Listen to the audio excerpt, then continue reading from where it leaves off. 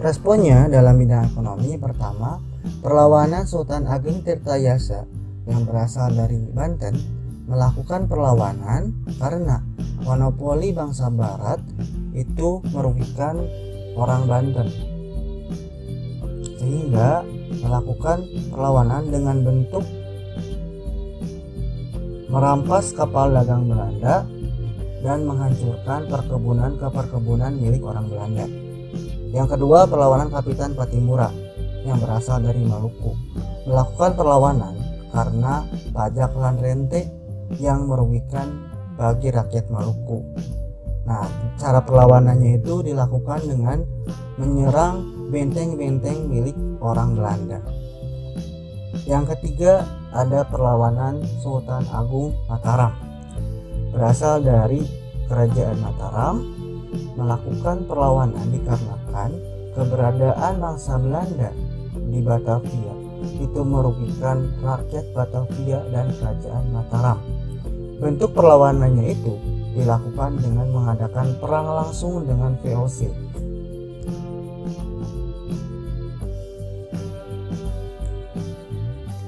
Kemudian di bidang sosial budaya, kebijakan kolonialismenya dengan menonaktifkan surat kabar radikal terhadap pemerintah. Jadi surat kabar yang mengkritik kebijakan pemerintah kolonial itu ditutup.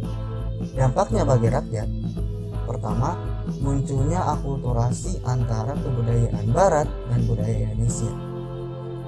Kemudian yang kedua, tidak adanya kebebasan berpendapat antara masyarakat terhadap pemerintah kolonial Belanda. Responnya dalam sosial budaya itu pertama munculnya surat kabar yang bersifat radikal. Walaupun dilarang karena sifatnya itu memiliki rasa nasionalisme, pasti memunculkan rasa untuk mengkritik pemerintah kolonial. Salah satunya surat kabar yang mengkritik pemerintah kolonial adalah The Express dan Medan Priai.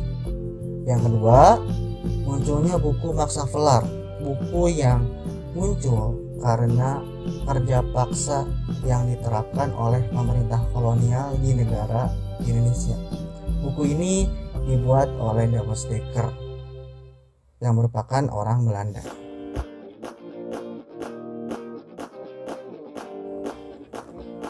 Yang keempat, di bidang pendidikan, kebijakan kolonialismenya itu adanya perbedaan dalam sistem pendidikan antara bangsa pribumi dan bangsa penjajah.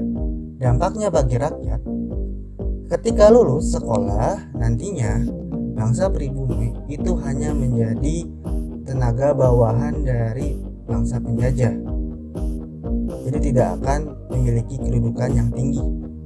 Responnya dalam pendidikan, pertama didirikannya sekolah taman siswa, sekolah yang didirikan oleh Ki Hajar Dewantara yang tujuannya itu untuk memberikan pendidikan tentang budaya Indonesia dan rasa nasionalisme yang tidak diberikan di pendidikan sekolah Belanda. Yang kedua, sekolah kayu tanam, sekolah yang didirikan oleh Muhammad Safei, tepatnya di wilayah Padang, untuk memberikan pendidikan berupa keterampilan kerja yang tidak diberikan di sekolah Belanda juga. Yang ketiga, ada sekolah Muhammadiyah, sekolah yang didirikan oleh Kiai Haji Ahmad Dahlan di Yogyakarta untuk memberikan pendidikan agama Islam, karena pada waktu itu agama Islam dilarang untuk diajarkan di sekolah Belanda.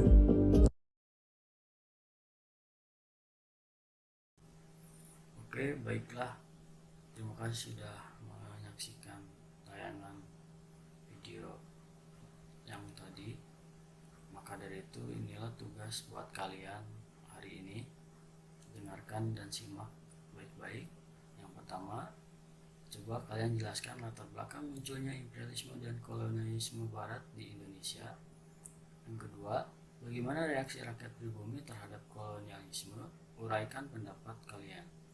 Yang ketiga, apa yang menyebabkan terjadinya perang di Diponegoro dan uraikan pendapat kamu. Yang keempat, bagaimana pengaruh imperialisme dan kolonialisme Barat dalam bidang sosial dan budaya. Pertanyaan nomor 5, Bagaimana prinsip dasar dalam pendidikan taman siswa yang dicetuskan oleh Ki Hajar Dewantara? Oke, 5 jawaban tersebut silakan kalian tulis jawabannya di buku kalian masing-masing dan segera kumpulkan ke guru kalian. Terima kasih, semoga kalian bisa mengerjakannya. Sampai jumpa di materi berikutnya. Wassalam.